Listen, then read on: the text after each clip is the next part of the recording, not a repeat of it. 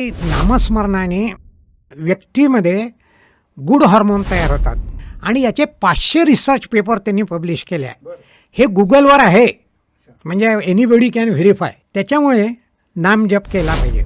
जीवनात समाधान पाहिजे. पैसा आहे, पत्नी आहे, घरदार आहे, सगळं आहे, पण पुष्कळ शांती मिळत नाही, समाधान राहत नाही.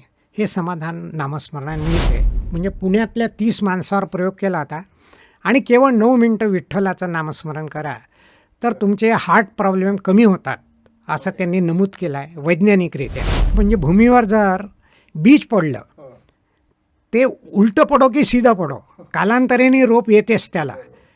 त्याप्रमाणे नाम तुम्ही कसंही घ्या, फायदा होईल हे निश्चित आहे. वाघाचं कातडं पांघरलेला कोल्हा राहते, तसंच संन्यासाचे ड्रेस चढवलेले ढोंगी लोक राहतात.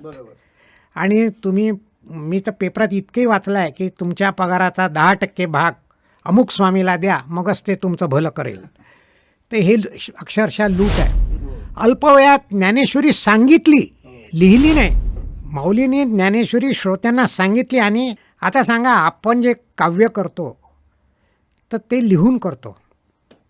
तोंडी काव्य येणं हे अशक्य आहे, पण माऊलीने केलं आहे आणि अल्पवयात केलं आहे. सूर्य स्थिर आणि पृथ्वी आणि इतर ग्रह फिरतात हे ज्ञानेश्वरीत लिहिलं आहे. हा शोध गॅलिलिओने 16व्या शतकातला आहे आणि ज्ञानेश्वरी माऊलीने 700 वर्षापूर्वी सांगितलं. म्हणजे त्याच्याही आधी जुने संस्कार किती चांगले आहे की तुमच्या आजीने तुम्हाला सांगितलं की रामनाम घ्या, झोप नाही आली किंवा अडचण आली, काही झाली, गाडीत आहात, तर हा संस्कार चांगला आहे आणि हा संस्कार आपण आपल्या नवीन पिढीलाही दिला पाहिजे.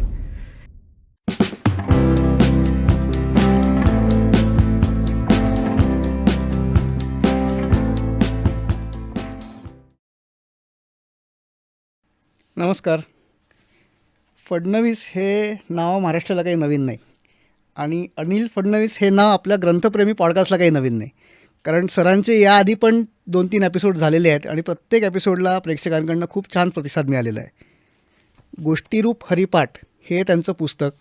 ज्ञानेश्वर माऊलींचा जो हरिपाठ आहे त्याच्यावरचं जे विवेचन आहे ते काकांनी खूप सुंदर आणि सोप्या भाषेत, आजच्या भाषेत लिहिलेलं आहे आणि त्या पुस्तकाला खूप छान प्रतिसाद मिळतो आहे. आणि त्याच्याच आज या हरिपाठाच्या अभंग 22 आणि 23 या महत्त्वाच्या 2 अभंगांबद्दल बोलण्यासाठी आज ग्रंथप्रेमीच्या या पॉडकास्टवरती मी नचिकेत शिरे तुमचं खूप स्वागत करतो. काका नमस्कार. नमस्कार. आज आपण अभंग 22 आणि 23 या 2 अभंगांवरती बोलणार आहोत. हो. आणि दोन्ही अभंगांमध्ये माऊलींनी नामजप किंवा नामस्मरण याचं महत्त्व त्यांनी सांगितलेलं आहे. आजची जी पिढी आहे, तुम्हाला माहितीच आहे की प्रत्येक गोष्टीमध्ये कार्यकारणभाव शोधणं, सायंटिफिक रिझन प्रत्येक गोष्टीत समजून घेणं, म्हणजे वाईट अर्थाने नाही पण चांगल्या अर्थाने असं म्हणतो आहे मी, की त्यांचा तो स्वभाव झालेला आहे.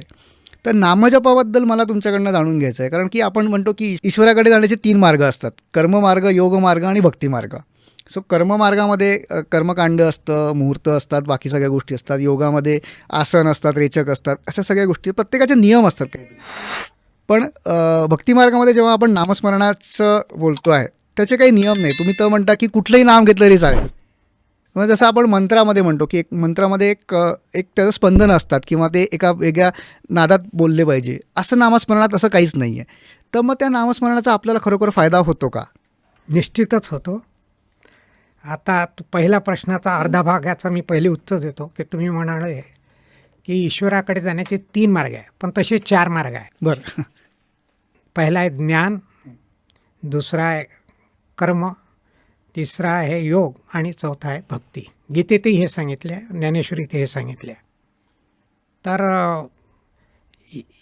या 4 मार्गाचं मी थोडक्यात वर्णन करतो, कारण प्रत्येकात एवढं विस्तृत सांगू शकत नाही. ज्ञानमार्ग म्हणजे माणसांनी चिंतन करायचं असते की जसं मी कोण आहे. तर याची जर उत्तर पाहायला गेला तर तो शेवटी मी म्हणजे आत्मा आहे असं या स्टेजला येतो. आता ते चिंतनाचा मी प्रक्रिया नाही सांगत, परंतु भगवान रमण महर्षींनी याविषयी विस्तृत लिहिलेला आहे, जाणकार वाचक वाचू शकतात. दुसरा मार्ग आहे कर्ममार्ग. कर्ममार्गामध्ये काय आहे की प्रत्येक तुमचं कर्म फलाशेनी करायचं नाही, परंतु त्याचबरोबर तुम्हाला कर्तृत्वाचा अहंकारही नको. फळ मिळालं तरी उत्तम, नाही मिळालं तरी उत्तम, अशी तुमची समभाव आणि हे सगळं कर्म मी ईश्वराला अर्पण करत आहे अशी तुमची मानसिक भूमिका पाहिजे. त्याला कर्मयोग म्हणतात. तिसरा आहे योग मार्ग. याच्यात ध्यान मार्ग हा भगवंतांनी 6व्या अध्यायात सांगितला आहे, ज्ञानेश्वरीतही 6व्या अध्यायात सांगितला आहे. तर त्याच्यात समाधीद्वारे ईश्वराचा आत्मद्वारे आपल्याला ईश्वराचा साक्षात्कार होतो किंवा आत्मसाक्षात्कार होतो, दोन्ही एकच आहे. आणि शेवटला आहे भक्तिमार्ग. तर भक्तिमार्गाचं अनेक भाग आहे, जसं पूजा आहे, नंतर भजन म्हणणं आहे, नाम घेणं आहे, आरत्या म्हणणं आहे, हे सगळं आपल्या भक्तिमार्गात येतं. तर आता त्याच्यातल्या नाम मार्गाचं माऊलीने जास्त हरिपाठात वर्णन केलं आहे. बरोबर. आणि पहिल्याच अभंगात म्हणतात, असोनी संसारी जीवे वेग करी वेदशास्त्रो वारी बाह्य सदा ज्ञानदेव म्हणे व्यासाच्या खुना द्वारकेचा राणा पांडव घरी. तर मी पहिल्या 2 ओळी नाही सांगितल्या देवाच्या द्वारी, कारण असोनी संसारीवर मला जोर द्यायचा होता. तर संसारात असून माणसाला त्याचं जे कर्तव्य कर्म असतं आणि आजच्या काळातलं जीवन गतिमान झालं आहे, यंत्रयुग आहे, तर माणसाला इतका वेळ मिळत नाही. पण नामसाधन असं आहे की ते जाता येता करता येते, बसून करता येते, फार सुलभ साधन आहे. म्हणून माऊलींनी आणि इतर सगळ्या संतांनी, तुकाराम महाराज, एकनाथ महाराज, नामदेव महाराज या सगळ्यांनी नाम साधनेचा पुरस्कार केला आहे. आणि तेवढ्यासाठी गोष्टीरूप हरिपाठ हे आपण पुस्तक लिहिलं ज्ञानेश्वराच्या हरिपाठावर. आता त्याच्यातला तुम्ही म्हटलं की बा मुलांना सायंटिफिक भाग पाहिजे की बा नाम का म्हणायचं. तर या संबंधात मी थोडक्यात असं सांगेल की स्वामीनारायण पंथाचे ज्ञानवत्सल स्वामी आहे. ते एक अधिकारी पुरुष आहे. म्हणजे ते बेसिकली मेकॅनिकल इंजिनियर आहे, परंतु संन्यासी आहे. म्हणजे त्या अशा व्यक्तींनी जे विचार मांडले ते मी सांगतो. तर ते म्हणाले की अमेरिकेतल्या पेन्सिल्व्हेनिया युनिव्हर्सिटी आणि अजून एका युनिव्हर्सिटीचे डॉक्टर न्यूमबर्ग आणि डॉक्टर H.L. गोईंग या दोघा सायंटिस्ट आहे. यांनी न्यूरो सायकोलॉजिकल सॉफ्टवेअर तयार केलं. आणि त्यांनी हाच प्रयोग केला की लहान मुलांचा एक गट, तरुण व्यक्तींचा एक गट आणि म्हाताऱ्या लोकांचा एक गट, अशा गटांना सांगितलं की तुम्ही नाम घ्या आणि फक्त 15 मिनिट घ्या, म्हणजे जास्त काळही नाही, फक्त एकाग्रतेने घेण्याचा प्रयत्न करा. आणि ठराविक काळ त्यांना दिला की इतके काळ तुम्ही नामस्मरण करा. आणि हे करण्याआधी त्यांनी सायंटिस्ट लोकांनी आणि फिजिशियन लोकांनी मिळून त्यांच्या टेस्ट घेतल्या. बरं. आणि हा नामजप ठराविक काल झाल्यानंतर पुन्हा त्यांच्या टेस्ट घेतल्या. तर त्याच्यात त्यांना असं आढळलं की नामस्मरणाने व्यक्तीमध्ये गुड हार्मोन तयार होतात. गुड हार्मोन म्हणजे काय, जे शरीराला उपयुक्त आहे. तर त्याचा फायदा काय, तर त्यांनी सांगितलं की तुमची स्मरणशक्ती 15 ते 25% वाढते. आपण ॲव्हरेज 20 घेऊ. नंतर तुमची स्मरणशक्ती जशी वाढते तशी तुमची विल पॉवर वाढते. बरं. नंतर तुमची बफर कॅपॅसिटी वाढते. बफर कॅपॅसिटी याचा अर्थ असा आहे की दुःख सहन करण्याची शक्ती. काही लोकांना व्यक्तिगत दुःख आलं तर ते एकदम कोलमडून जातात, परंतु जे नामस्मरण करतात ते कोलमडून जात नाही. दुःख होईल पण कोलमडून जात नाही. बफर कॅपॅसिटी वाढते. आणि वृद्ध लोक जे आहे त्यांची इम्युन सिस्टीम वाढते, म्हणजे रोगप्रतिकारक शक्ती वाढते. तर एवढे जर फायदे आहे, हे तर व्यावहारिक आहे, म्हणजे आपल्याला रोजच्या जीवनात या सगळ्या गोष्टीची आवश्यकता आहे. तर हे जर वाढते तर नामस्मरण का करा नाही, असा त्यांनी मुद्दा मांडला. आणि याचे 500 रिसर्च पेपर त्यांनी पब्लिश केले आहे. हे गुगलवर आहे, म्हणजे एनीबडी कॅन व्हेरीफाय. हो. तर त्याच्यामुळे नाम जप केला पाहिजे. तसंच डॉक्टर कार्ल युंग एक मोठे सायक्ट्रिस्ट होते. त्यांची नोकरी ही वेड्याच्या इस्पितळात होती, म्हणजे वेडे लोकांना दुरुस्त करायचं. तर त्यांनी 60 वर्षे हे काम केलं आणि ते वेल नोन सायक्ट्रिस्ट होते. तर त्यांनी त्यांचं जीवनचरित्र लिहिलं. त्याच्यात त्यांनी एक मुद्दा महत्त्वाचा मांडला आहे की मी इतके वर्ष सर्व्हिस केली, इतक्या वेड्या लोकांना बरं केलं, पण मला एकही वेळा असा दिसला नाही की ज्याची श्रद्धा भक्ती मार्गावर आहे किंवा जो ईश्वराचं नामस्मरण करत आहे तो वेडा झाला असं मला दिसलं नाही. साधारणपणे मनुष्य वेडा हा होतो, प्रेमभंग होते, नोकरीधंद्यात अपयश येते, कधी जवळची व्यक्ती जाते, तर अशा अनेक कारणामुळे माणसाला मानसिक धक्का होतो आणि तो वेडा होतो. परंतु जो श्रद्धावान आहे, भक्ती मार्गातला आहे, नामस्मरण करणार आहे, तो वेडा झाला नाही. यांच्यावर संकट तर आलेच असतील, पण ते झाले नाही. आहे त्यांनी खास नमूद केलं. यावरून नामस्मरणाचं महत्त्व सिद्ध होते. हे तर मी परदेशची गोष्ट सांगितली आहे, पण आपल्याही देशात गायत्री मंत्राने बुद्धी वाढते, सत्सद्विवेक बुद्धी वाढते, स्मरणशक्ती वाढते. तसंच ओंकाराने शांती मिळते, झोप चांगली लागते. याविषयी वैज्ञानिक प्रयोग झाले आहे आपल्याही देशात आणि ते यूट्यूबवर अवेलेबल आहे, कोणी पाहू शकतात. तर नामस्मरणाचा असा फायदा आहे. परंतु हा झाला बाह्य फायदा. खरा आंतरिक फायदा म्हणजे माणसाला शांती मिळते आणि जो अत्यंत श्रद्धावान आहे, भक्त आहे, त्याला आत्मसाक्षात्कार होतो. म्हणून नामस्मरणाचं महत्त्व आहे. आणि तुम्ही जो एक प्रश्न नंतरचा उपप्रश्न होता की मंत्रपेक्षा साध्या नावाने काय होते, मंत्रामध्ये शक्ती आहे तर निश्चित आहे. आपल्या शंकराचार्यांनी त्याच्यावर मंत्रशास्त्र पुस्तकही लिहिलं आहे, जाणकारांनी वाचा. परंतु नामस्मरणाने देखील होते. तुम्ही कोणत्याही देवतेचं नाव घ्या, राम म्हणा, शंकर म्हणा, यांचं नावात दिव्य स्पंदन असते. त्याच्यामुळे व्यक्तीची आध्यात्मिक उन्नती होते आणि त्याला शांती मिळते. जीवनात समाधान पाहिजे. पैसा आहे, पत्नी आहे, घरदार आहे, सगळं आहे, पण पुष्कळ शांती मिळत नाही, समाधान राहत नाही. हे समाधान नामस्मरणाने मिळते. आणि म्हणून रामदास स्वामी म्हणतात, काहीच न करुणी प्राणी, रामनाम जपे वाणी, तेने संतुष्ट चक्रपाणी, भक्ता लागी सांभाळी. तर याचं असं आहे की तुम्ही भक्ती मार्गाचे एवढे जे आहे, योग आहे, ध्यान आहे, हे जरी नाही केलं, तुम्हाला जमलं नाही, तरी फक्त रामनाम घ्या. आणि रामनाम घेतलं तर त्यांनी पुढच्या वेळेस म्हटलं, त्याने संतुष्ट चक्रपाणी, म्हणजे जसं रामनाम घेतलं होईल तसं कृष्णाचे नाव घेतलं तर होईल, हे त्यांना सुचवायचं आहे. म्हणजे कोणत्याही देवतेचं नाव घ्या, भक्ता लागे सांभाळी, तो भक्ताला सांभाळतो. बरोबर, हे त्याचं महत्त्व आहे. म्हणून आपण नामस्मरण केलं पाहिजे. दासगणू महाराजांनी पण सांगितलं की गणगणगणात बोटे याला काही व्यावहारिक अर्थ नसला तरी त्या मंत्राचीच त्याला ताकद आहे त्याच्यामध्ये. तुम्ही काय जसं म्हणाल की हे येता जाता करण्यासारखं पण काम आहे नामजप जे करणं आहे ते. आता सगळ्यांची, माझी आजी नेहमी म्हणायची की झोप लागत नाही तर रामाचं नाव घे, किंवा गाडी चालवताना पण रामाचं नाव घेत राहायचं सारखं. तर हे म्हणजे येता जाता करण्यासारखं काम जरी असलं तरी बरेचदा असं होतं की नामजप सुरू केलं की म्हणजे आपलं विचार इकडे तिकडे भटकत राहतात, ते एका जागी थांबत नाहीत. तर मग त्याचं काय करायचं? पहा, म्हणजे मला कौतुक याचं वाटतं की जुने संस्कार किती चांगले आहे की तुमच्या आजीने तुम्हाला सांगितलं की रामनाम घ्या, झोप नाही आली किंवा अडचण आली, काही झाली, गाडीत आहात, तर हा संस्कार चांगला आहे. आणि हा संस्कार आपण आपल्या नवीन पिढीलाही दिला पाहिजे. हा एक भाग झाला. आता रामनाम घेतलं तर झोप काय येते की, म्हणजे एक वेळा राम म्हटलं तर होणार नाही, ते थोडा काळ घ्यावा लागतं.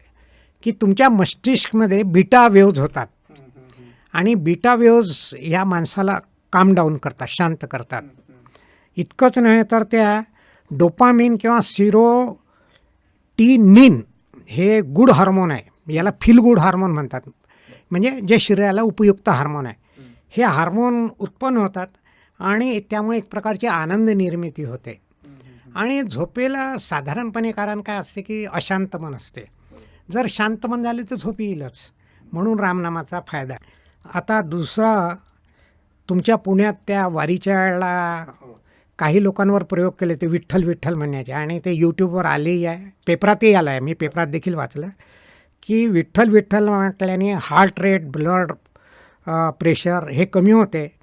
इतकंच काय, त्यांनी म्हटलं की केवळ म्हणजे पुण्यातल्या 30 माणसावर प्रयोग केला होता आणि केवळ 9 मिनटं विठ्ठलाचं नामस्मरण करा तर तुमचे हार्ट प्रॉब्लेम कमी होतात असं त्यांनी नमूद केलं आहे वैज्ञानिकरित्या. अच्छा. तर हे केलं पाहिजे, तर ते आपल्याला फायदा मिळतो. नंतर तुम्ही म्हटलं होतं की येता जाता नामस्मरण करा तरी चालते. खरंच आहे, चालते. पुष्कळ वेळ नसतो, आपण बाजारात चाललो, घरचे कामं करतो, तर नाम घेऊ शकतो. पण त्यावेळेला विचार येतात, हे आहे शक्य, तरी पण आपण नाम घेतलं पाहिजे. म्हणजे विचार येईल, पुन्हा नाम येईल, पुन्हा विचार येईल. कारण उपासनी महाराज मोठे एक संत होऊन गेले. त्यांनी असं म्हटलं आहे की एकाग्रतेने जप करणं हे सिद्ध माणसाचं काम आहे, प्रगतिशील साधकाचं काम आहे. सर्वसाधारण साधक किंवा सर्वसामान्य मनुष्य याच्या मनात नाम घेतलं की विचार येणार. हम्म. कारण आपल्या चित्तात जन्मजन्मांताचे संस्कार असतात. म्हणजे एका संतांनी असं म्हटलं होतं की तुम्ही गरम पाणी जर सापाच्या बिळावर टाकलं तर तो साप सरसर बाहेर येईल. तसं आपल्या चित्तावर जे काय बरे वाईट संस्कार असतात, ते नाम म्हणजे चांगली गोष्ट आहे, ती घेतली तर ते त्याला काढण्याचा प्रयत्न करतात, म्हणून ते विचार येतात. तर ही प्रोसेस चालू राहते. पण कालांतराने जसजसं आपलं नामस्मरण वाढेल तसं चित्त शुद्ध होते, आणि मग विचाराचा प्रवाह कमी होतो आणि नाम एकाग्रतेने हळूहळू होऊ लागते. परंतु याला काही कालावधी जावा लागतो. तर हे आहे. आणि दुसरं एक अजून महत्त्वाचं कारण रामदास स्वामीने सांगितलं आहे की संसारी लोक, विशेषतः आजच्या काळात काय झालं की हा पाश्चात्यांचा प्रभाव झाला. तुम्ही आपला जुना काळ आठवा की त्या काळी धार्मिक आणि आध्यात्मिक वातावरण होतं. म्हणजे सकाळी उठून काकड आरती, पूजेचा प्रसाद असला, पूजा जरी एकाने केली तरी प्रसाद सगळेजण खात असे. संध्याकाळी काही आरती, शुभम करोती देवलं, तर संस्कार होते. त्याच्यामुळे काय आहे की नामस्मरण वगैरे होत असे. आता पाश्चात्य लोकांचा खा प्या मजा करा हा जरा ट्रेंड आला आहे, तर याच्यामुळे नामस्मरण होत नाही. आता रामदास स्वामी काय म्हणतात, हाती द्रव्याची माळ, कांता ध्यान सर्व काळ, सत्संगाचा दुष्काळ या नावबद्ध. म्हणजे ज्याचं चित्त पैशात, स्त्रीमध्ये किंवा स्त्रीचं पुरुषात असेल आणि जो सत्संग कधी करत नाही, तो बद्ध आहे. म्हणजे तो एक प्रकारे संसाराने बांधला आहे. तर याच्यातून मुक्त व्हायचं असेल तर आपण थोडं धार्मिक वाचन केलं पाहिजे, सत्संग केला पाहिजे, तर नामजप आपल्याकडनं चांगला होईल. बरोबर. आणि या आपण असं म्हणतात की नामजप जो आहे तो निष्काम बुद्धीने करायला हवा. त्यात काही म्हणजे अपेक्षा रहित असं असायला हवं. पण म्हणजे या अभंगामध्ये 22व्या अभंगामध्ये माऊली म्हणतात की नारायण हरी भुक्तिमुक्तीचारी घरी जनतांच्या. भुक्ती म्हणजे भोग असे सगळे. तर मग निष्काम भावनेली एका ठिकाणी आपण म्हणतो आणि मग असं अशी पण येते. तर त्याच्यात तर याचं उत्तर असं आहे. पहिले आपण तुम्ही जो शब्द वापरला की अपेक्षारहित नाम घ्यायचं, निष्काम भावनेने घ्यायचं, तर निष्काम भावनेने नाम एवढ्याच त्याचाच अर्थ असा आहे की अपेक्षा नको, काही इच्छा नको, बरोबर, नुसतं नाम घ्यायचं, भगवंताच्या प्रीतीसाठी नाम घ्यायचं. परंतु सर्वसामान्याला हे जरा शक्य नसते. त्याचं मन दोन्हीकडे असते. त्याला वाटते भगवंतानी कृपा करावी आणि माझ्या सांसारिक अडचणी दूर व्हाव्या. ईश्वर असा आहे की तुम्ही नाम घेतलं तर तो तुम्हाला मदत करतो. परंतु याच्यातही एक थोडा खोल विचार आहे. तो असा की कर्म जे करतो आपण तसं त्याचं फळ मिळते. बरोबर. हा युनिव्हर्सल रूल आहे. तर कर्माप्रमाणे फळ मिळते. परंतु नाम घेतलं तर कधीकधी आपल्याला ईश्वर मदत करतो. म्हणजे दोन सिच्युएशन आहे बघा. एक अशी की मी विचार केला किंवा कोणी असा विचार केला की मला हे काम करायचं आहे, तर मी सगळ्या घरच्या लोकांची मदत करेल, माझा पैसा लावेल, उत्तम लोक घेईल, साधनं उत्तम वापरेल, मी प्रयत्न खूप करील, पण इतकं करूनही कधी यश मिळत नाही. आणि पुष्कळ अगदी आपण एखादं काम करायचं म्हणून करतो आणि त्याला फारसा प्रयत्न लावत नाही. घरच्यांचाही काहींचा सपोर्ट असतो, काहींचा नाही, पण त्याला यश मिळते. ही सिच्युएशन प्रत्येक माणसाच्या जीवनात आलेली आहे. तर ही जी दुसरी वेळ आहे, या वेळेला भगवंत आपल्याला मदत करतो, असं आहे. आणि हा भगवंत मदत करतो म्हणजे काय कृष्णसमोर येतो आणि मदत करते असं नसते. ती कोणची व्यक्ती असते, कधी नातेवाईक असतो, कधी मित्र असतो. इतकंच नाही तर तुमच्या मनात कधी न येणारा विचार येतो आणि तुम्ही तसं वागता आणि तुम्हाला अपेक्षित फळ मिळते. तर हे काय की हे प्रत्येक माणसाने जर आपलं गतजीवन पाहिलं तर त्याला असे उदाहरणं दिसून येतील, अगदी प्रत्येक माणसाला. तर असं केलं पाहिजे. आणि नाम एकाग्रतेने घेता कसं येईल याविषयी मी सांगतो की तुमच्या पुण्यातच आमचे सद्गुरू मकरंदनाथ महाराज राहतात. त्यांनी दीपे दीपू लावला त्यांच्या जीवनचरित्रावर पुस्तक आहे. त्याच्यात मकरंदनाथ महाराजांनी नाम एकाग्रतेने कसं होईल याचे खूप उदाहरणं दिली आहे आणि स्वतः केले आहे. तेच त्यांच्या चरित्रात लिहिले आहे. त्याच्यातलं मी एकच सांगतो, कारण सगळं सांगता येणं शक्य नाही इतके थोड्या वेळात. तर त्यांनी सांगितलं की बा नाम घेताना विचार येतो, तर विचार कमी आले पाहिजे किंवा नाही आले पाहिजे. तर त्याच्यासाठी काय करायचं की आपण श्वास घेतो, म्हणजे श्वासावर नाम घ्या त्यांनी सांगितलं आहे. जसं मी श्वास घेत आहे तर ओम म्हणेल आणि श्वास सोडताना नमः शिवाय म्हणेल. ओम म्हटल्यानंतर 1-2 सेकंद थांबायचं आणि मग श्वास सोडताना हळूहळू नमः शिवाय म्हणायचं. म्हणजे याच्यात थोडंफार प्राणायामाचं तत्त्व घेतलं आहे की पूरक, कुंभक, रेचक, श्वास घेणे, थांबणे आणि सोडणे. तर याच्यामुळे श्वास आणि मनाचा संबंध आहे. श्वास जोरात चालले तर विचार जास्त असतात, श्वास कमी चालला तर मन शांत असते. तर अशा पद्धतीने नाम घेतलं तर एकाग्रतेने होते. आता याच्यात एक थोडीशी बारकाईची गोष्ट त्यांनी अशी सांगितली की जर मनुष्य सतत श्वास घेऊन एक नाम घेईल, सोडताना त्याचा उर्वरित भाग म्हणेल, तर काही काळाने थोडं छातीवर काही लोकांना दडपण आल्यासारखं वाटते. काहींना होणारही नाही, काहींना होईल.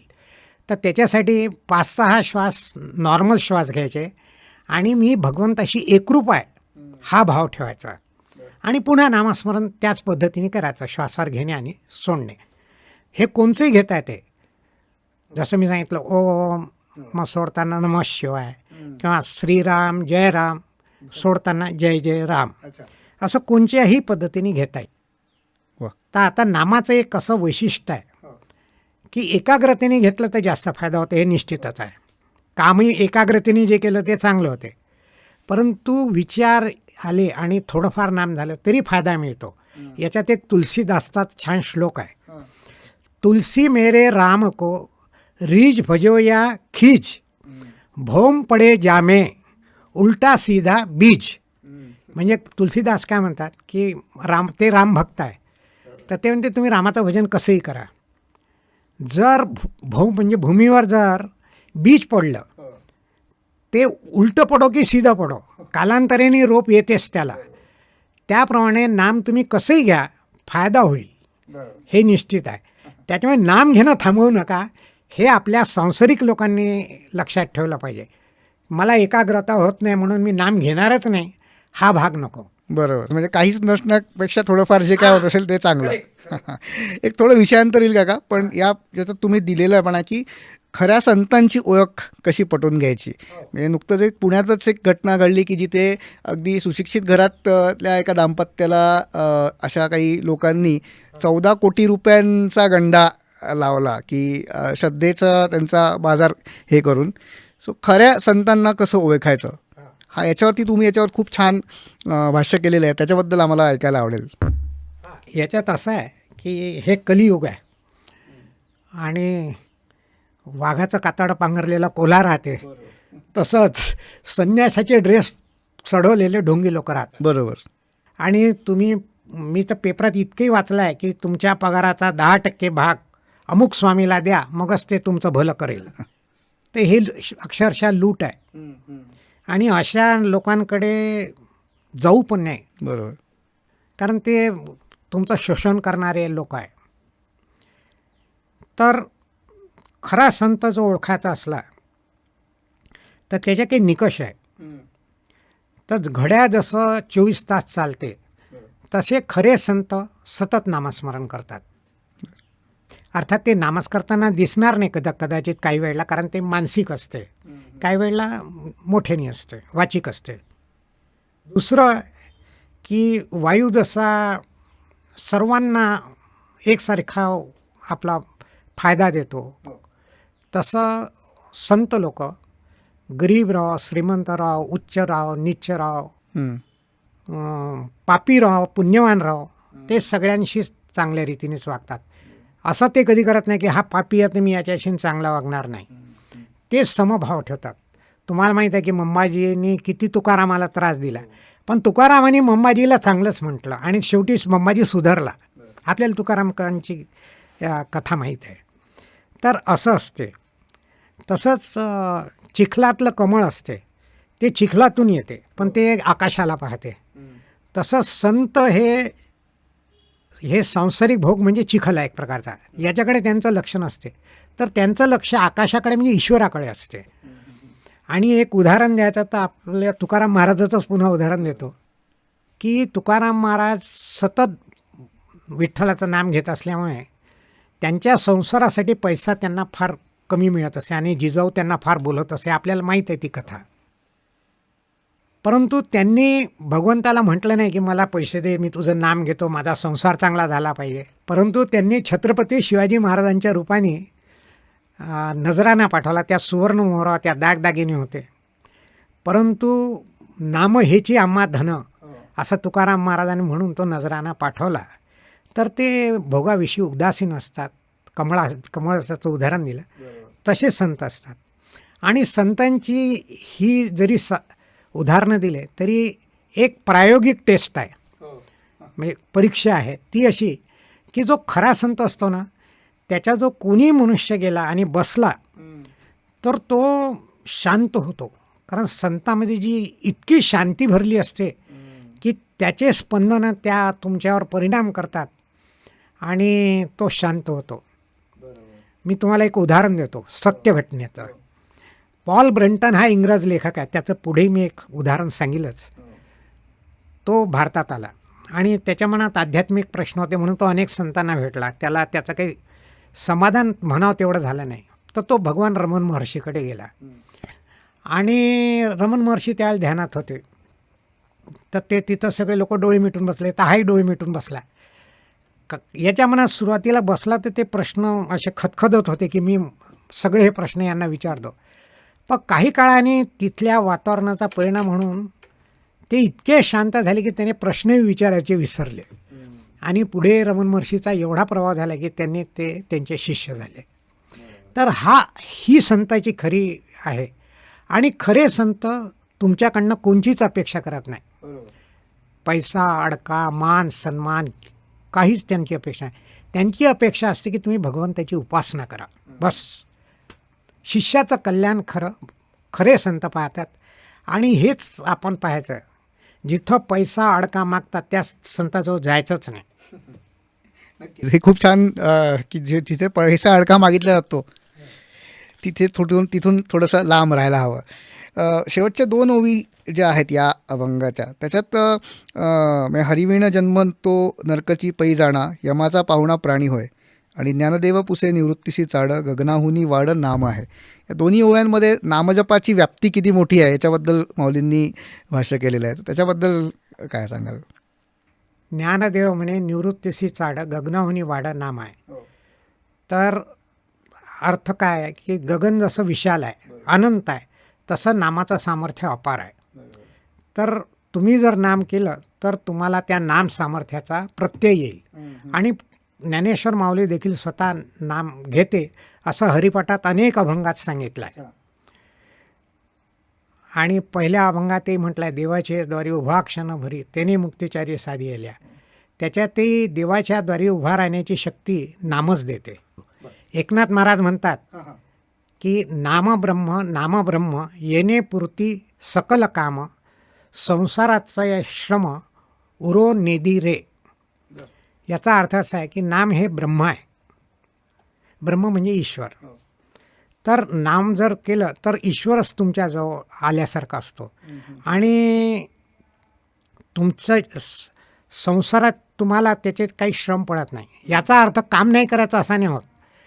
तुम्हाला तुमचं जीवन जगायचंच असते, परंतु मनुष्य कष्टाने किंवा परिस्थितीने गांजतो, ती अवस्था नामधारकाला येत नाही. कारण त्याचं मन स्थिर झालं असते, त्याची बफर कॅपॅसिटी वाढते, जे आपण आधी सांगितलं. आणि त्याच्यामुळे त्याला संसाराचे श्रम जाणवत नाही, असा त्या नामाचा महिमा आहे. आणि त्याचं भलंच होतं शेवटी. तर हा एकनाथाचाही अभंग पुष्टी देतो. नाम ज्ञानेश्वर महाराज जे म्हणतात ते. काका पुढचा जो अभंग आहे 23वा, 7-5 3 दशकांचा मेळा एकतत्वी कळा दावी हरी, तैसे नवे नाम सर्व मार्गा वरिष्ठ, येथे काही कष्ट न लगती, अजपा जपणे उलट प्राणाचा, तेथेही मनाचा निर्धार बसे, ज्ञानदेवा जिने नामविण व्यर्थ, रामकृष्ण पंथ क्रमियेला. सो ह्याच्यात हे जे पहिलीच ओळीत जे 7-5 3 दशकांचा मेळा हे जे आहे ते तुम्ही छान एक्सप्लेनेशन, त्याच्याबद्दल प्लीज तुमच्याकडनं ऐकायला आवडेल. तर हे जे 7-5 3 दशकाचा मेळा आहे, हे समजण्यासाठी एक आपण थोडी कथा पहिले मी सांगतो आणि मग मी याचा पूर्वपुठिका होऊन जाईल, मग त्याचं उत्तर देऊ. तर ब्रदर लॉरेन्स नावाचे एक ख्रिश्चन संत होते, फार प्रसिद्ध संत होते.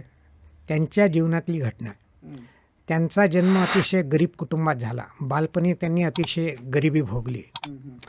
तर ते फिरत असताना त्यांना एका ओसाड माळरानात एक वाळलेलं झाड दिसलं आणि काही काळाने पुन्हा ते त्या भागात आले. तर ते वाळलेलं झाड अगदी यांनी फुललेलं होतं. तर त्यांना वाटलं की एक निष्पर्ण झाड वाळलं आणि जिथं कोणी माळी नाही, कोणी पाणी द्यायला नाही, तर हे झाड कसं इतकं चांगलं झालं. तर त्यांनी विचार केला. मग त्यांच्या लक्षात आलं की ही ईश्वराची करणी आहे आणि त्यांचा ईश्वरावर विश्वास बसला आणि ते आध्यात्मिक मार्गाला लागले. मग त्यांनी काही काळ उपजीविकेसाठी सैन्यात नोकरी केली. त्याच्यानंतर मग कार्मेलाईट आश्रम नावात त्यांनी आचार्याचं नोकरी पत्करली. आणि आचार्याचं काम जे असते ते काम करताना ते भगवंताचं नाम घेत असत. काही काळाने ते संत म्हणून प्रसिद्धी राहिले. तर ते चर्चच्या अधिकाऱ्यांना अशी सूचना देत की तुम्ही वेळ नाही हे असं सांगू नका. मी आचार्याचं काम करताना मी देवाचं नामस्मरण करतो, प्रार्थना करतो. तुम्ही काम करताना नाम घेऊ शकता, तर तुम्ही नाम घ्या. आता ही कथा मी का सांगितली की ब्रदर लॉरेन्सनी एका वाळलेल्या झाडाचं रूपांतर एका फुललेल्या झाडात पाहिलं आणि ते ईश्वराचं कर्तृत्व आहे असं त्यांनी ओळखलं. तसंच आपल्या संतांनी या सृष्टीचा विचार केला. त्यांनी फक्त एका झाडाचा केला.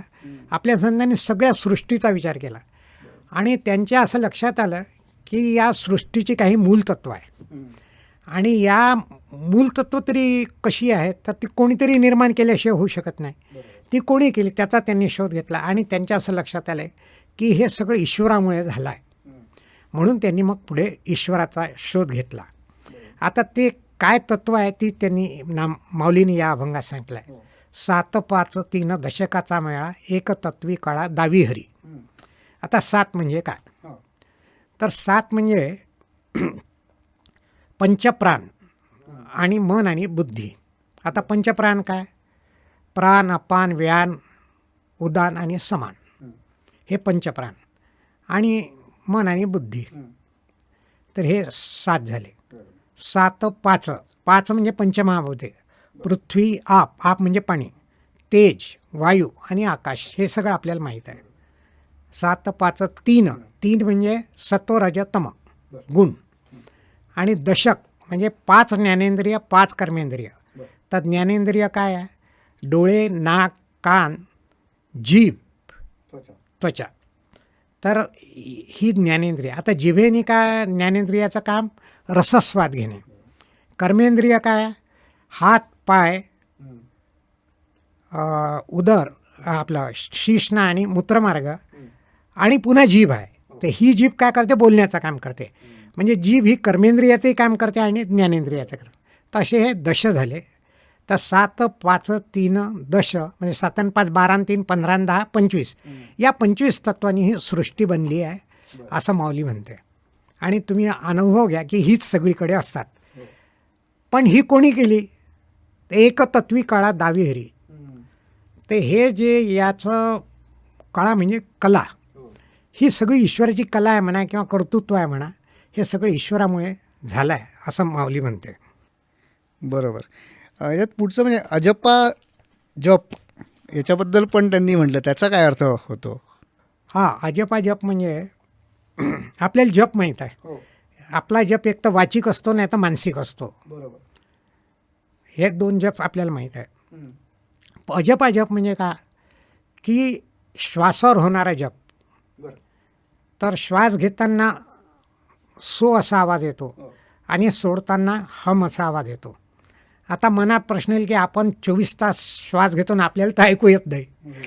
तर याचं कारण असं आहे की हे ऐकण्यासाठी खास त्याची एक पद्धत आहे की एकांत जागी जा, आसन लावून बसा आणि मन तुमचं श्वासावर केंद्रित करा, लक्ष करा द्या श्वासावर. परंतु त्याला मनात विचार नको, मन निर्विचार पाहिजे. त्या अशी जेव्हा तुमची काही काळ प्रॅक्टिस होईल तेव्हा ते तुम्हाला समजते, जाणवते. आणि हेच रामदास स्वामींनी दासबोधात सांगितलं आहे. आणि त्याची संख्या 21,600 असते असं सांगितलं आहे. हो, तेच मला तो एक पुढचा प्रश्न होताच की त्या काही म्हणजे ज्यावेळेस काही सायंटिफिक तुम्ही नंतर मगाशी सांगितलं की या लोकांनी अशाचे रिसर्च केले वगैरे, दासबोधाच्या म्हणजे रामदास स्वामींच्या वेळेस कोणते रिसर्च करण्यासाठी काही इक्विपमेंट्स नव्हते. त्यांना तेव्हाही माहिती होतं की आपल्या दिवसभरातनं माणूस किती वेळा श्वासोच्छ्वास करतो आणि अगदी त्यांनी एक्झॅक्ट संख्या पण त्याची दिलेली आहे. तर हे रामदास स्वामींनी दासबोधात लिहिलं आहे, तुम्ही दासबोध वाचा, त्याच्यात कळते. तर आपलं काय आहे, हे सगळं ज्ञान आपलं पूर्वीपासून चाललेलं आहे. असं म्हणतात की ऋषीमुनींची ज्यांची दीर्घ तपस्या असते त्यांची प्रज्ञा जागृत होते. मी 2-3 उदाहरणं देतो. आता आज वेधशाळा निघाली, आज ते ग्रहण वगैरे सगळं सांगतात, इतक्या वेळेला होईल, अमक्या देशात दिसेल वगैरे वगैरे. पूर्वीच्या काळी काय होतं, पण आपल्या इथं ग्रहण पंचांग किती वर्षापासून आहे आणि चालूच आहे. तर ही ऋषीची प्रज्ञा आहे. दुसरं, शंकराचार्य 5 वर्षाचे असताना आईची परवानगी घेऊन गुरु शोधण्यासाठी नर्मदे काठी गेले. तर त्यांचे गुरु जे होते त्यांनी विचारलं, तू कोण आहे? तर त्यांनी 5 वर्षाच्या वयात चिदानंद रूपम शिवोहम शिवोहम हे स्तोत्र म्हटलेलं आपण वाचलेलं आहे, संस्कृतमध्ये आहे, अतिशय सुंदर आहे. तर 5 वर्षाच्या मुलाला काय येते, पण शंकराचार्याची प्रज्ञा जागृत झाली होती. दुसरं उदाहरण आपली माऊलीचंच आहे. अल्पवयात ज्ञानेश्वरी सांगितली, लिहिली नाही. माऊलीने ज्ञानेश्वरी श्रोत्यांना सांगितली आणि त्यांचे शिष्य सदानंद त्यांनी टिपून घेतले. आता सांगा, आपण जे काव्य करतो तर ते लिहून करतो, तोंडी काव्य येणं हे अशक्य आहे. पण माऊलीने केलं आहे आणि अल्पवयात केलं. आणि हे म्हणजे अगदी फार 700 वर्षापूर्वीची गोष्ट आहे, फार जुनी नाही आहे. बरोबर. तर ही काय असते, प्रज्ञा जागृत होते. आजच्या काळातलं उदाहरण द्यायचं म्हणजे दासगणू महाराज. दासगणू महाराजांचं आमच्या विदर्भात गजानन महाराजांची पोथी फार प्रसिद्ध आहे, म्हणजे घरोघरी वाचल्या जाते. तर याच्या पोथीची कथा जी आहे ती त्यांचे जे लेखक होते त्यांच्याच तोंडून मी ऐकली आहे. तर ते आमच्या नागपूरला आले होते, आता गेले आहे, ते स्वर्गवासी झाले. तर त्यांनी ती कथा सांगितली. दुर्दैवाने मी त्यांचं नाव विसरलो आता, आणि मला पण ती मी अगदी आमने-सामने बसून ऐकली आहे. तर ते काय म्हणाले की गजानन महाराजाची पोथी लिहा असं दासगणू महाराजांना गजानन महाराजाच्या संस्थानिकांनी सांगितलं. आणि त्यांनी जेव्हा शेगावला आले तर त्यांनी वाजत गाजत मिरवणूक काढली आणि मंदिरात नेलं आणि त्यांना विनंती केली की बाबा गजानन महाराजावर पोथी लिहा. तर ते काय म्हणे की गजानन महाराजांचे चमत्कार जे आहे, अनुभवलेले लोकांच्या कथा, जे लोक ह्यात आहे त्यांच्या तोंडून मला ऐकायच्या आहे. बरोबर. आणि मग ते कथा सांगत आणि दर दिवशी ते एक अध्याय लिहत असत. बरोबर. तर ते तोंडी ओव्या सांगत आणि समोरचा लेखक लिहत असे. हे आजच्या काळातलं उदाहरण आहे. आणि दासगणू महाराजची प्रज्ञा का जागृत झाली त्याचंही एक प्रमाण देतो की त्यांनी अनेक पोथ्या लिहिल्या. तुम्हाला ते संत कवीच मानल्या जातात. त्यांना त्या काळात गजानन महाराजांच्या संस्थानाने ताटभर चांदीचे रुपये दिले, ज्याची किंमत आजच्या काळात लाखो रुपये आहे. पण ते म्हणे मला हे रुपये नको. बरोबर. तर प्रसाद म्हणून त्यांनी गजानन महाराजांच्या वस्त्राची एक शाल दिली, तेवढी त्यांनी प्रसाद म्हणून घेतली. म्हणजे इतके निर्लोभी, बरोबर, अशाच माणसाची प्रज्ञा जागृत होते. नक्कीच. आणि मगाशी आपण खऱ्या संतांची ओळख ज्याच्याबद्दल बोललो, तुम्ही जे म्हणाला की मिरवणूक काढली, तर दासगणू महाराज स्वतः त्या मिरवणुकीत रथावर बसले नाही, त्यांनी पादुका ठेवल्या. हो हो, कारण हे कथा लांबली असती, मला हे सांगायचं होतं, पण अशा त्यांनी अनेक कथा सांगितल्या आणि मी त्या प्रत्यक्ष लेखकाकडनं ऐकल्या. हो.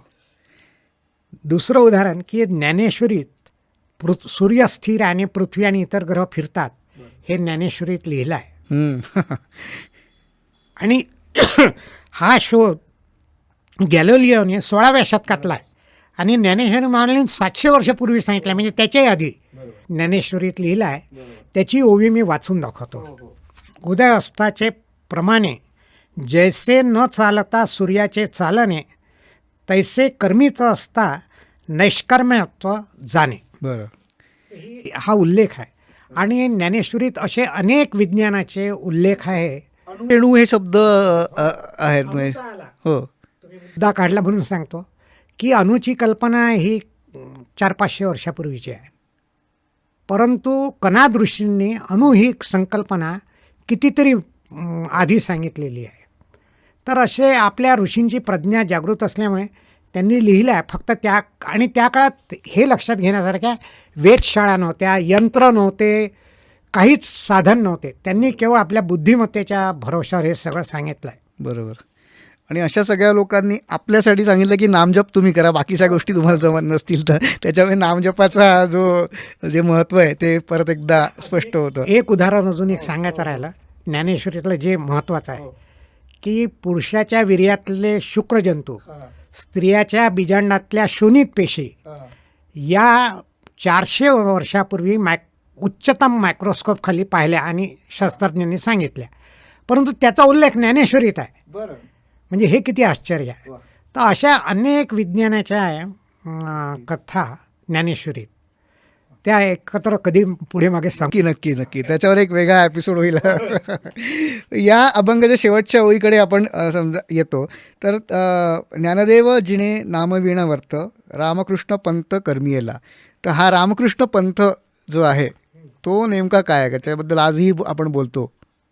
त्याचा असा आहे की ज्ञानेश्वरजीने नामे विना व्यर्थ, म्हणजे माऊलीचं नामावर एवढं प्रेम आहे की एक क्षण देखील नामाशिवाय ते जिवंत राहू इच्छित नाही. आणि रामकृष्णी पंथक्रमीला ही जनरलाइज स्टेटमेंट आहे. म्हणजे तुम्ही रामाचं नाव घ्या, कृष्णाचं घ्या, विठ्ठलाचं घ्या, शिवाचं घ्या, कोणत्याही देवतेचं घ्या, हे सगळं एकच असते. आणि तुम्ही हरिपाठात पहा, त्याच्यात नारायणाचा उल्लेख आहे, रामाचा उल्लेख आहे, शिवाचा उल्लेख आहे, अशा अनेक देवतेंचे नाव आहे. तर कोणत्याही देवतेचं नाव घ्या, परंतु नाम घ्या, हे नाम ज्ञानेश्वर माऊलीने सांगितलं आणि स्वतःचंच उदाहरण घेतलं. आता याच्यात मला अजून एक माऊलीचं पद आठवते. बरं. सगुणाची शेज निर्गुणाची बाज, हे पद भीमसेन जोशींनी गायलं, आपण सगळ्यांनी ऐकलेलं आहे, अतिशय सुंदर गायलं आहे. तर या पदाच्या शेवटी माऊली काय म्हणते, निवृत्ती निघोट ज्ञानदेवा वाट, नित्यता वैकुंठ कृष्ण सुखे. म्हणजे निवृत्ती निघोट, म्हणजे निवृत्ती महाराजांनी, सद्गुरूंनी मला परिपूर्ण मार्ग दिला आणि त्याच्यामुळे मग ज्ञानदेवा वाट, म्हणजे मला मार्ग सापडला. आणि त्यामुळे काय म्हटलं, नित्यता वैकुंठ, म्हणजे वैकुंठात जितकं सुख आहे ना तेवढं मला मिळून राहिलं. कुठं? पृथ्वी तलावर. कारण काय? कृष्ण सखे, कृष्णाचं सुख मिळालं, म्हणजे कृष्ण माझ्या सान्निध्यात आहे, त्यामुळे या पृथ्वी तलावर मला वैकुंठसारखं सुख मिळालं, असं माऊली स्वतः सांगते. तर हे नामाचं महात्म्य आहे. नक्कीच. काका, एक जाता जाता शेवटचा प्रश्न, की मगाशी तुम्ही व्यावहारिकदृष्ट्या काय करता येईल असं आपण जस्ट बोललो, तर अशा कोणत्या टिप्स आहेत की ज्या व्यवहारी माणसांनी, म्हणजे ज्यांची भक्ती आहे ते तर नामस्मरण करतातच आणि या सगळ्या गोष्टींमुळे अजून परत करायला लागतील, लक्ष नाही लागलं तरी जेवढं लक्ष लागतं तेवढं करायला लागतील, पण ज्यांची भक्ती नाही आहे आजच्या तारखेमध्ये, त्यांना समजा सुरुवात करायची असेल तर त्यांच्यासाठी काय टिप्स तुम्ही द्याल? हां, हा एक चांगला प्रश्न आहे, व्यावहारिक आहे. कारण काय असे साधारणपणे आस्तिक नास्तिक दोन कॅटेगरी आहे. आस्तिक म्हणजे ईश्वरावर श्रद्धा असणारे, ते सगळं करतात. कोणी कमी करेल, कोणी जास्त करेल, मग करतात. नास्तिक म्हणजे माझा ईश्वरावर विश्वास नाही, असे असतात. तर ईश्वरावर नाही विश्वास हे असं म्हणू नये. म्हणजे आपण आपल्या खा प्या मजा करा या तत्त्वज्ञानाला धरायचं म्हणून करतो, आणि नाम घ्या ध्यान करा म्हणजे कष्ट होतात, तेही नको. तर त्याच्यासाठी ते असं करतात. पण त्यांनी माझा असं एक सजेशन आहे की त्यांनी आपले धार्मिक ग्रंथ वाचावे. भले नामस्मरण करो, ध्यान साधना नाही केली तर चालेल. पहिले सुरुवात म्हणून धार्मिक ग्रंथ वाचावे. विशेषतः मी असं सांगेल, संत साहित्य म्हणत नाही, कारण ते थोडं त्यांच्या पचनी पडणार नाही, ते जरा कठीण असते, कारण त्याच्यात वेदांत असतो. पण रामायण आणि भागवत हे वाचायला पाहिजे. तर याच्यात त्यांची श्रद्धा वाढते ईश्वराविषयी. आणि काही आपले जे भक्त लेखक आहे, फार मोठे भक्त, त्यांनी साधकदृष्ट्या या रामकृष्णाच्या जीवनातले अर्थ काढले आहे, ते फार मनोरंजक आहे. तर ते मी एकच उदाहरण देतो. आपण भागवतातलं उदाहरण घेऊ, कृष्ण जन्माचं. तर तुम्हाला माहीत आहे की मी पूर्ण कथा सांगत नाही कृष्ण जन्माची, मी एकदम सांगतो की कृष्णाचा जन्म यशोदेकडे झाला. आणि काही काळाने यशोदेने ठरवलं की आता त्याचा जन्मोत्सव साजरा करायचा, म्हणून त्यांनी गोकुळातल्या सगळ्या गोपींना बोलावलं आणि उत्सव करायचा ठरवलं. इकडे काय झालं की भगवान शिव कैलासावर होते, त्यांना कृष्ण जन्म झाल्याचं कळालं होतं, आणि त्यांनी पार्वती मातेला सांगितले की मला कृष्णाला बघायचा आहे. तर पार्वती म्हणाले आत्ताच त्याचा जन्म झाला, जाऊ नका. मग शंकर गेले नाही. पण मग जेव्हा ह्या जन्मोत्सव साजरा झाला त्यावेळेला शंकराला वाटले की आता गेलंच पाहिजे, इतके दिवस थांबलो ते खूप झालं. आणि पार्वती मातेला न सांगता ते एकदम गोकुळात अवतीर्ण आले. आणि त्यांच्या भोवती ते गळ्यात नाग वगैरे अशा वेशात होते. तर ते नागाला म्हणे तू इथंच राहा सीमेवर, मी जातो गोकुळात आतमध्ये नंदाच्या घरी. तर तो म्हणे भगवान कृष्ण आहे, नाग म्हणजे वासुकीचा अवतार, शेषाचा अवतार आहे, तर मला माझ्या स्वामीला पाहायचं आहे, तर मला राहू द्या. तर ठीक आहे म्हणे. शंकर भोळे, त्यांनी नाग राहून ते नंदाच्या वाड्यासमोर आले. तिथं उत्सव खूप चालू होता, आणि यशोदा माता आणि नंदा उदार हस्ताने गोपींना वस्त्र वाटवत होते, पण याचक संन्यासी साधू सगळ्यांना जे पाहिजे ते देत होते. त्यांनाही कृष्ण जन्माचा आनंद होता.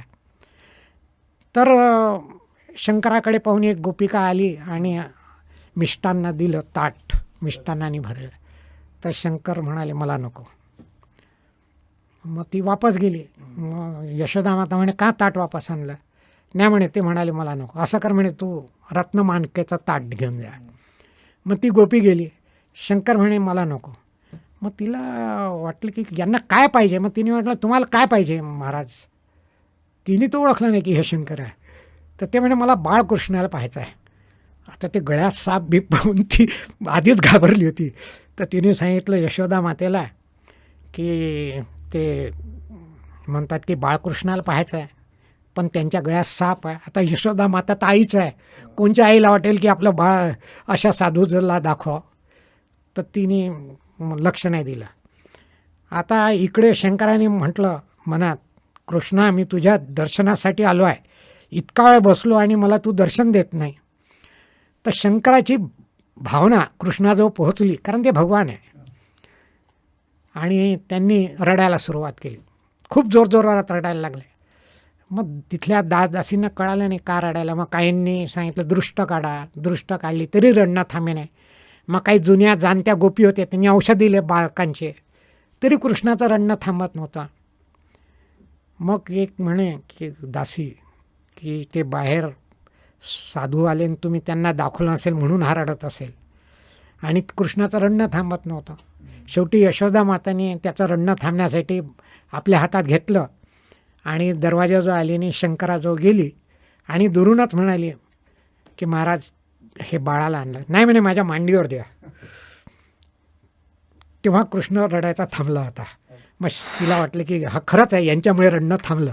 मग तिने शंकराच्या मांडीवर कृष्णाला दिलं आणि शंकराने अगदी प्रेमभावाने भगवंताला पाहिलं. आपल्या याच्यात की नाही हे मंत्र आहे, शिवस्य हृदयम विष्णू, विष्णुस्य हृदयम शिवा. भगवंत एकमेकाला खूप आवडतात. तर शंकराला कृष्णाकडे पाहून फार आनंद झाला आणि ते म्हणे, माते यशोदा माते, मी तृप्त झालो, तुला काय आशीर्वाद पाहिजे? तर म्हणे, हा बाळ पुन्हा रडला नाही पाहिजे एवढाच आशीर्वाद द्या. तर ते म्हणे, हा तर कधी रडणारच नाही याच्यानंतर, उलट जे रडणारे लोक आहेत त्यांच्या जीवनात हा आनंद भरेल असा माझा आशीर्वाद आहे. आणि मग यशोदा मातेने बाळ कृष्णाला घेतलं आणि घरात गेली. आता कथा फार सुंदर आहे, म्हणजे प्रत्येक भाविकाला आवडणारी कथा आहे. पण याच्यामागे साधक दृष्टीने जे तत्व आहे ते पाहूया आपण. आता कृष्ण गोकुळात जन्म घेतो. म्हणजे काय? गोचा अर्थ आहे इंद्रिय आणि कुळ, तर इंद्रियाचं कुळ काय म्हणजे हे शरीर, आणि कृष्ण म्हणजे आत्मा. आपल्या शरीरात ईश्वर आत्मरूपाने राहतो, म्हणजे या मनुष्य रूपात आत्मा येतो, म्हणजे तो जन्म घेतो. बरोबर आहे? कारण जन्म होतोच तेव्हा आत्मा असतो त्याला. आता भगवान शंकर मांडीवर घेतात. म्हणजे काय? भगवान शंकर हे वैराग्यशील आणि ध्यानधारणा करणारे साधक आहे. तर वैराग्यशील साधू संताजवळ जेव्हा जीव जातो तेव्हा त्याला शांती मिळते आणि रडत नाही. म्हणजे जो त्याच्या मनात सांसारिक बाबतीचा असंतोष असतो तो चालला जातो आणि तो आनंदी होतो. हे या कथेतलं एक तात्पर्य आहे. अशी अर्थाचे पुष्कळ कथा आहेत. त्या साधकांनी किंवा वाचकांनी वाचवा. नास्तिक लोकांना देखील हळूहळू त्यामुळे ईश्वर स्मरण करण्याची इच्छा होईल. एवढं बोलून मी रजा घेतो आणि आपण जे हरिपाठावर मला बोलावलं त्याबद्दल आपले आभार मानतो. धन्यवाद. धन्यवाद. सो हे पुस्तक नक्की वाचा. गोष्टीरूप हरिपाठ याला वाचकांचे खूप छान प्रतिसाद मिळतो आहे. तुम्ही पण आत्तापर्यंत घेतलं नसेल तर नक्की विकत घेऊन वाचा. याची लिंक आपण आपल्या डिस्क्रिप्शन बॉक्समध्ये देतो आहे. सो हा एपिसोड तुम्हाला कसा वाटला हे पण नक्की कमेंट बॉक्समध्ये कळवा. आणि याच्या पुढे पण कुठल्या लेखकांची चर्चा करायला तुम्हाला आवडेल, ऐकायला तुम्हाला आवडेल हे पण नक्की कळवा. सो सबस्क्राईब करा गंतप्रेमी या पॉडकास्टला. पुन्हा भेटू पुढच्या वेळेस. तोपर्यंत नमस्कार.